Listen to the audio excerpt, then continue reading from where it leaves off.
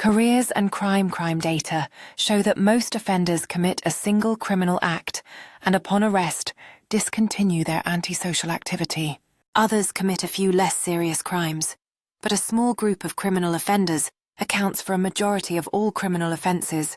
These persistent offenders are referred to as career criminals or chronic offenders. The concept of the chronic or career offender is most closely associated with the research efforts of Marvin Wolfgang, Robert Figlio, and Thorsten Sellin. In their landmark 1972 study, Delinquency in a Birth Cohort, they used official records to follow the criminal careers of a cohort of 9,945 boys from the time of their birth in Philadelphia in 1945 until they reached 18 years of age in 1963. Official police records were used to identify delinquents, with about one-third of the boys, 3,475, having some police contact, and the remaining two-thirds, 6,470, had none. Each delinquent was given a seriousness weight score for every delinquent act, differentiating between simple assault and serious battery, requiring hospitalization. The best-known discovery of Wolfgang and his associates was that of the so-called chronic offender. The cohort data indicated that 54%, 1,862 of the delinquent youths were repeat offenders, whereas 46%, 1,613 were one-time offenders.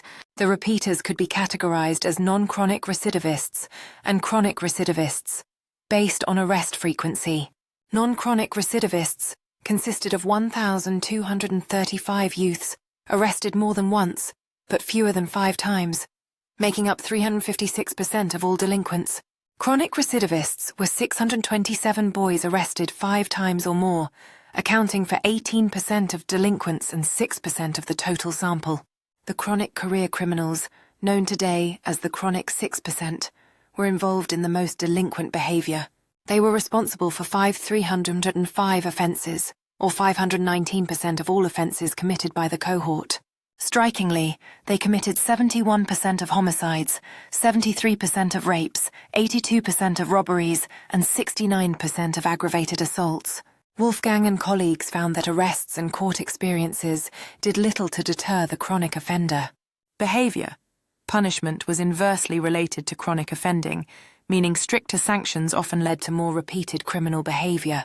In a second cohort study, Wolfgang and colleagues studied a new, larger birth cohort born in Philadelphia in 1958, including both males and females. Although the delinquent youth proportion was similar to the 1945 cohort, patterns of chronic offending persisted. Chronic female delinquency was rare, with only 1% of females being chronic offenders. Wolfgang's pioneering work has been replicated in various U.S. locations and abroad, confirming the existence of the chronic offender. Career criminals are responsible for a significant portion of total crime. George Hyatt, 34, an inmate serving a 41-year sentence for robbery, appeared in court for an extradition hearing in Columbus, Ohio. Hyatt and his wife, Jennifer Hyatt, were arrested after a cab driver tipped authorities they were at the America's Best Value Inn.